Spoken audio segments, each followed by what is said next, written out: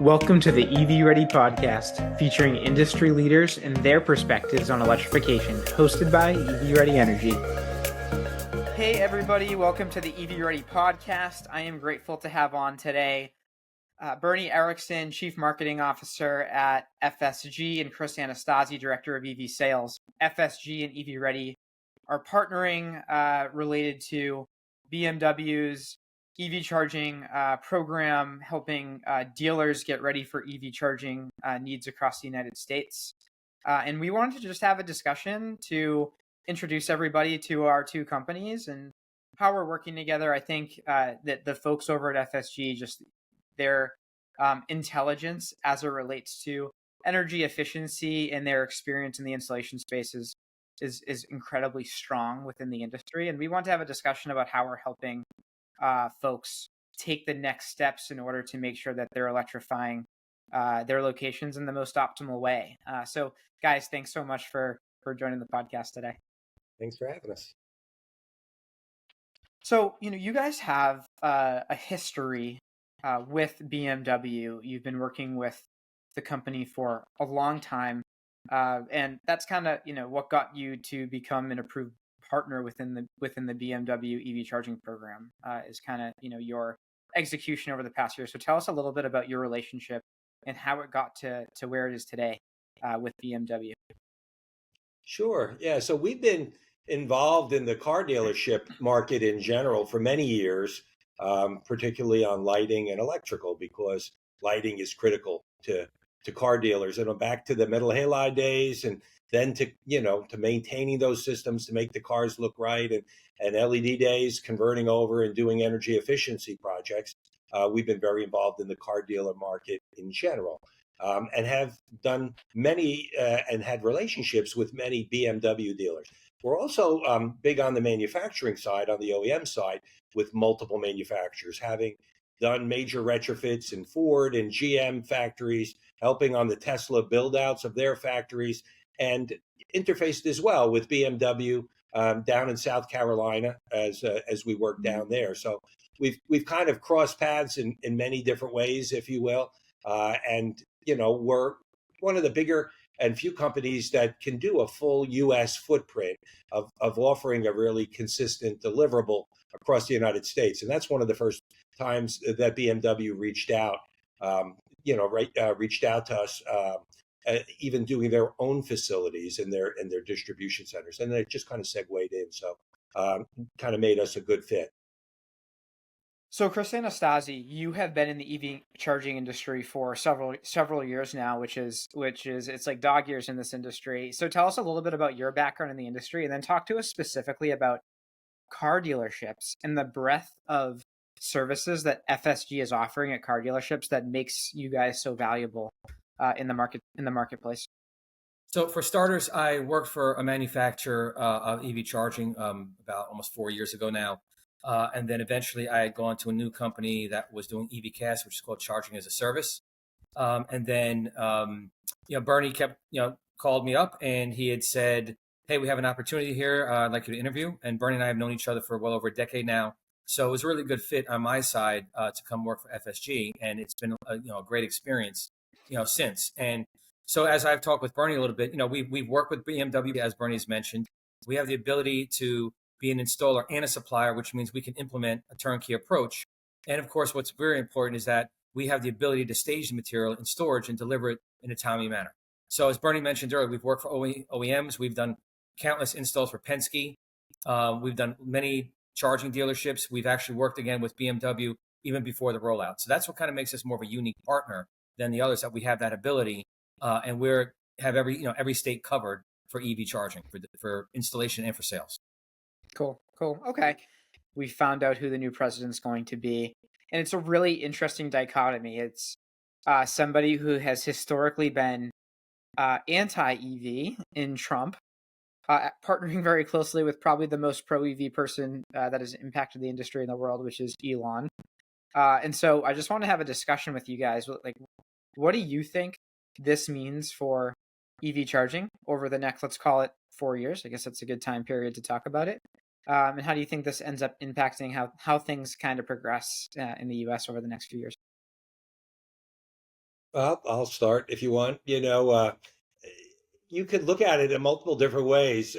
You're right. I mean, Elon definitely changes the complexion of how I would have answered that question, uh, a bit ago. But, where you really, for all of us, I don't see the EV train slowing down, right? But where subsidies are involved and dollars are flowing, a lot of what's really affecting car dealerships, and money that is impacting them is really coming from utilities and ratepayers, electric companies that have really made that pledge, and it varies by state to state to really cut down on fossil fuel use of all types, right? And where the subsidies are coming back out.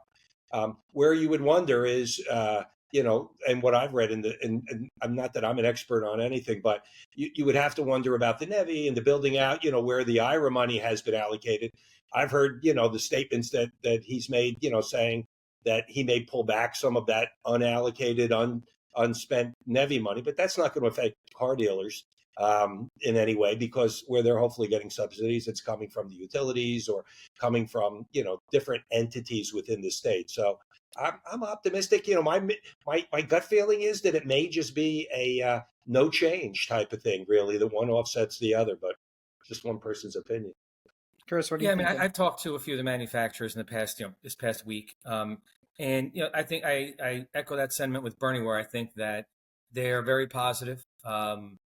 Some people are not understanding what Trump is looking to do, to be honest. So I think it's too early in the game to make any assumptions. Elon is definitely going to be in his ear, right? They're close friends, so I would assume Elon would not just allow him to go away with it. But one thing is that the incentives really need to be hitting each state. And there was an article probably several weeks ago in the Miami Herald, where I live down here, and it talked about where'd the money go, where is it? And people are starting to question it. I think that's the big part, which is going to boost charger sales. It's going to boost car sales once we have that money allocated in each state and it's being released. So right now, I don't see anything being negative. I see the same thing that Bernie's seeing, positivity. EV is here to stay. There's a lot of choices that are out there for cars. There's going to be more choices as the years go down the road. So I don't see any problem. It just comes down to what he was looking to do. And of course, Elon, I guess making sure that he, understands EV more than he may do today. Yeah, I mean, I look at, Bernie and I have obviously been in LED lighting for a long, long time. And I'm sure Bernie can agree, where in the early days of LED lighting, everybody was skeptical and it was something like, it was a fad. That was a big word that we heard a lot. And then now look at LED lighting today. So it comes down to acceptance, understanding what it's about, and then taking it from point A and go to point B and step by step. Yeah. And I'm sure the energy efficiency world has probably experienced a lot of this first. It was like that. And now we're getting into the EV space. And so this probably feels pretty familiar to you guys for sure. Yeah, we've been living it for years and years. Yeah, I bet. So Bernie, you and I have talked a lot about this, but I've always really admired you guys, because I think the approach you guys, have taken as a company is pretty holistic. Like, yeah, you're doing the installs and that's important. You've had a ton of experience doing it. Yeah, you can procure the equipment. That's awesome and extremely valuable. But I think you guys have in the energy efficiency world, I think you're focusing more on the entire picture of total cost of ownership and all the things that someone has to take into account when they're installing a piece of electrical equipment that probably creates the most unique load profile that exists, especially at a car dealership, which is a charging station. And that's kind of how we ended up getting close, was this alignment of what the grander picture was, and making sure that we were providing value to customers. So I guess my question to you is, can you talk about the partnership with EVready and why you think it makes sense? Yeah, and as you mentioned, we do look at our name, Facilities Solutions Group, right? We try to be an overall provider of everything that goes into facilities, and our vertical integration has always been one of our biggest strengths. We're not tied into anything. We look at everything and how it goes together. Maybe we work on just one part of the picture sometimes, but having that whole holistic knowledge, as you use the term, has been important. And we're very involved with utility and energy efficiency programs throughout the country, many direct install programs. And when we go in to look at, at a facility, we're looking at cutting costs. If we're looking at energy, we're looking at impact. a lot of people are out there with a very singular focus, right? They want to sell you an EV charger. You need an EV charger, we're going to put it in. But what happens when you put that EV charger in, right? And what happens to energy usage? What happens to demand charges? And when we started talking, that's one of the things that I admired about EVready is that you guys have a wonderful knowledge of how things are all connected and how they impact each other. And of course, deep experience in the EV charging space, very, very good connectivity and understanding of the dealership network and how it operates. And so it makes a great partnership between our companies. We've done, and that was one of our first conversations. We were talking about several dealerships that in one particular state, there were such subsidies because the state wants to help car dealerships transition. And we were proposing to change, and we're executing on those projects now, by the way, all of the HVAC and the lighting in the buildings. And the state subsidies are covering 80% of the total installed cost. And that's sticker shock, if you want to call it that, of all of a sudden when your demand charges go up and it so dramatically affects your electric bill, was being buffered out because we've been proactive and we've done that differently. So I think it makes a very, very strong combination with our two companies, and it goes far beyond where a lot of people normally go. Your EVready Simplify and what you bring to the party. Maybe you want to talk a little bit about how you guys really, impacted through our conversations, how you really make that extra bit of difference out there for dealership. Yeah. So I'll give you the summary really quickly, and then I want to point out an example that I think really it marries where you guys are experts and where we are. So we're a company built on what we call the inconvenient truths of the EV charging industry. There are factors tied to EV charging that dramatically impact station owners that are generally not discussed. The biggest problem, one of the three biggest problems, is a lack of strategy. It's the idea that you're sort of just putting in chargers to hit requirements or because somebody said that they need them, and you don't necessarily know the difference between the different types of software and the capabilities, the different types of hardware and the capabilities, the funding that might be available out there, how you should be future-proofing your site. And so what we created to solve that problem is the EVready playbook. It's a 10-year roadmap that's tailored to each individual location to help them understand how to lower their CapEx while also minimizing their total cost of ownership and their OpEx. And the cool thing about the playbook is it's not a static document. It's a live document. This industry is a moving target. It's a live document that's constantly updating, helping people understand how they need to invest right now and prepare for the future. Number two, total cost of ownership is generally ignored. So statistic, over the past couple of days, I've reviewed about 5 electric bills in the states of New Jersey, New York, and Massachusetts. Between the 3 states, 78 to 93% of all costs of delivery for electricity are tied to a specific thing that you referenced called demand charges. This is a really expensive thing on electric bills that can be avoided if you take the proper considerations from an installation perspective, from a planning perspective, from a software perspective. I would say 99% of car dealerships across the United States are paying thousands to tens of thousands of extra dollars in demand charges that can be avoided with the right solution, the right partner. And the Northeast is a great example. And so we actually have developed a software, we call it EVready Guardian, where we can help protect end users from getting hit with those excessive fees. It differs all over the country, but our software can manage that, and we can definitely help somebody understand their circumstance. The third piece is that without a strategy, scaling can become impossible, especially if you have several different car dealerships. And so we have a solution that we call EVready Manage that works with EVready Guardian, where we can create a centralized platform for different software providers where they can have visibility and control over their chargers, and we can assist them with all of their operational energy needs, and help with station support issues. And then in some cases, help them get checks in the mail back from the utility for participating in demand response programs across the United States. And so just kind of going back to the partnership, I love how you guys are so focused on the energy efficiency side, because those are the 2 pieces to the puzzle. There's energy efficiency, and then the rules by which you're charged for electricity. And both of those things need to be under control in order to minimize total cost of ownership. And combined, obviously, we are able to provide that. And I think like New Jersey is a great example because Bernie, you've told me so many times on the energy efficiency and lighting side how much funding there is available right now for those solutions. And then on the EV charging side, there's a significant amount of funding available, but also adverse utility circumstances that need to be addressed. And I think those markets are the ones where we'll be able to, help customers the most.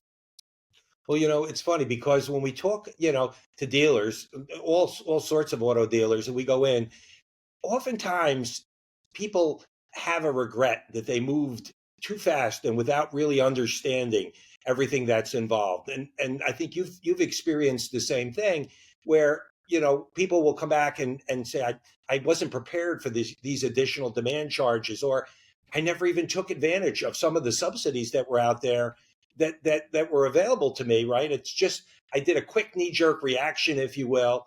And one of the reasons I think that things that BMW liked about us, and in particular that I feel we bring to the party, we, like Chris mentioned, we don't. You're not having all different people doing different parts of things, right? You have a distributor selling you EV chargers, and they ship them all and put them in your service bay, and you have no room to move, or they drop a container, or they haven't really looked at demand response and what your impact of your equipment will be on there, or even people planning, and not preparing for the future, trying to perhaps save money up front, but maybe putting the wrong equipment in that doesn't really do them justice in the forward, going forward to preparing. And I don't know if you have any other thoughts on like just preparing for the future. That's one thing that we think a lot about and try to reuse. In some cases, I just had a call the other day, where we said that you don't need to rip out all this other equipment. It can serve a purpose. We can update it in some ways, or whatever. And what are your thoughts of what dealers really have to do to prepare? Yeah. So I want to jump into this by saying like this is what I see first. So what I usually see is when dealers are putting in chargers, or maybe they want to do it, maybe they're required to do it. Usually what they do is they have a site assessment of some sort, and then if the chargers should go on the existing, if they can go on the existing service, they'll do that. And that's like generally like I think the process right now. What I would recommend is like that needs to be done. A site assessment needs to be done. There's no doubt about it. But I would recommend, instead of, and here's the other thing too. I think what a lot of dealers I see do is they have to put something in by, let's just call it July of 2025. And it seems like a nuisance right now. Maybe there aren't a ton of electric cars being delivered. It's really not a part of the business too much yet. And they haven't necessarily transitioned. And instead of planning right now, they'll kind of reach out to somebody in like February, March, April. But that gets tough because then if you want to put in a new service, in many cases, the timelines across the United States for a new service are a year. So, you're kind of disqualifying yourself from a new service if it's required or economically beneficial in some way. And then you're kind of forced to make decisions quickly in a space that, might feel new. So my recommendation always to everybody is to start thinking about this, not just from a perspective of, hey, we need to get these installed, but all right, these have to get installed. What's the best way to do this? Is it on an existing service? Is it on a new service? Is there funding available? Does the funding get impacted whether it's on an existing or a new service? Is there a circumstance where I have to buy the chargers by a certain date? Okay, well, if I have to buy them by a certain date, does the funding get impacted by when I buy them? How much do I want to future-proof? Am I just looking to put in like the minimum amount? Or do I want to spend an extra 10 or 20% to make sure that I don't have to spend an extra 100% again in a couple of years? And then from the utility economics perspective, when we're talking about demand charges, how does whether you're installing on an existing service or a new service impact how the utility charges you for electricity? I know for certain in the Northeast that if you don't take this into consideration, you're talking like it's going to cost you $100,000 a year. In some instances, $300,000 a year, depending on what utility it's in. And so, align with your partner, figure out who the right company is that knows what they're doing, and and begin a 12-month process. Don't think about this as a 3-month process. I think that would be my recommendation. That's right. How many people have you encountered too, where they feel they had the extra time, but then funding changed or rebates changed, programs ran out of money, right? And now I'm ready. Well, guess what? You may be ready, but what you were going to get's not ready, and it's a year away again, or the bucket has to be refilled. Yeah, and look, like every site's different. I know you know that too, Chris. I know you've experienced that. Every site's going to be different, so it's kind of tough to tell somebody, hey, this is exactly how much, how beneficial it is to start the process now versus later. But in general, across the United States, it's beneficial for the end user to make this a 12-month process instead of a 3-month process financially. Obviously, everywhere is a little bit different. And Bernie, I know the states you're referencing. Yep. And yeah, so like that's what we want to do together is we want to help people really. We want you to be able to hold as many cards as possible, and the way to do that is to initiate a process sooner than later to understand like what you're going to need 12 months from now. And so my question, my last question for you guys is, we kind of just talked about it, like, but in order to make the best decisions, in order to minimize total cost of ownership, what would you recommend that BMW dealers do in, November of 2024? Like, what is the next step? Chris, did you want to take that one? Or Yeah, I mean, definitely contact us. We will answer any question you have. The first step is we have to go and take a look at the site, right? That's step number one. Looking at what's existing.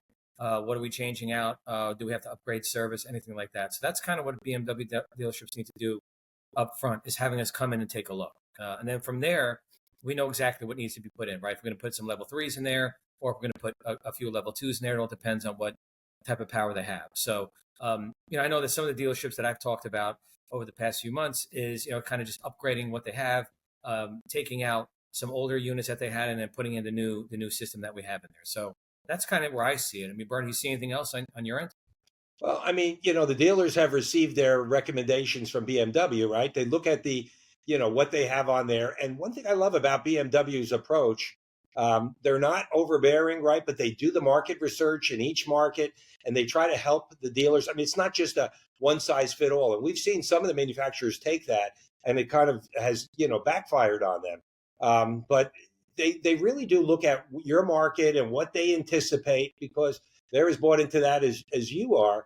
And while what I would suggest for people, there's, I'll take the 24 kW chargers. Right, many of you are seeing BMW recommend that you start with some 24 kW chargers, and then you work your way up to a larger charger. But the great thing, and I think that's one of the reasons that BMW chose us as one of the partners, they encourage us to tell the dealerships, what do we really think is appropriate? I just had a discussion with a dealer the other day, and he was due to put in a couple of 24 kW chargers, and we gave them, okay, what is really your option here? You could put in two 24 kW chargers or one 60 kW charger, and how would that serve you differently in the future? One of the reasons that BMW recommends the multiple 24 kW chargers is that if one were to go down, you would have another one available, right? But as you get into preparing for the future, you might want that 60 kW or maybe two of them, because it's going to give you a much faster charging rate when you need to deliver a vehicle. And if you're not limited now to just having one charger, you're going to have multiple chargers anyway.